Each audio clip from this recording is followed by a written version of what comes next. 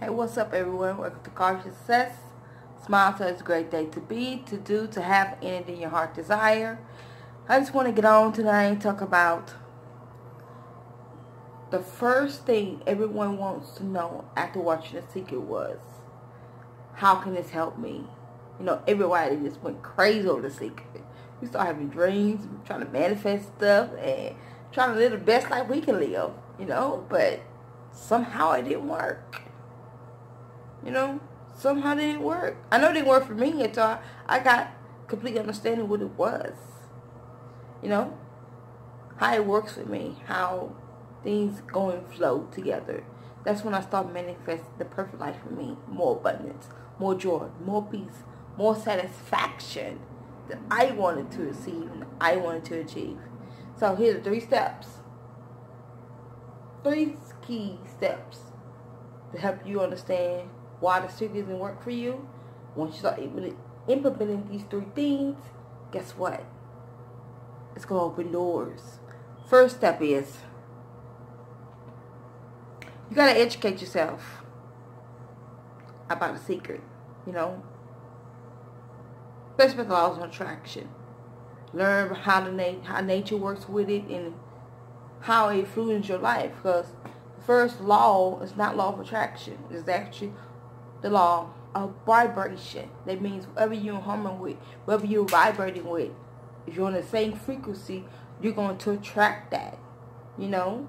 And the core of The Secret is our thoughts. It's more than our thoughts. It goes deeper than that. Deeper than negative versus positive, you know.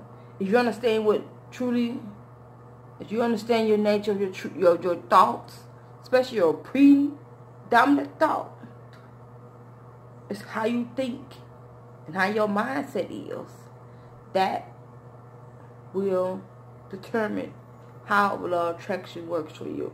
Because law of attraction is working where it's working negative for you or where it's working positive for you. And the second thing is to start writing down your thoughts, you know. Because some people don't even have a clue what their predominant thoughts are. What's controlling them? What's stopping them from success? Achieving love in your life. Some people want to get a great relationship, but they believe people don't want them. They never find love. They're unattractive. That all the good men or good women are taken. So once you start journaling that stuff down and get your feelings out on paper, you explore your feelings at a deeper level, and it clears up everything in your mind. And the third thing you need to know is that you got to take small and inspired steps towards your goal.